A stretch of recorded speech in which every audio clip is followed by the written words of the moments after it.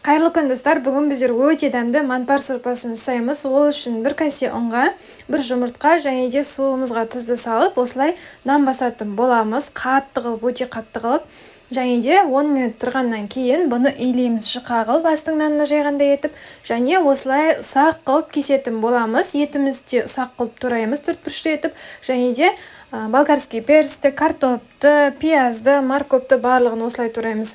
Табамызды қыздырамыз, пиязымызды саламыз, етімізді саламыз, қуырамыз жақсылап, және де қайнаған суды құямыз.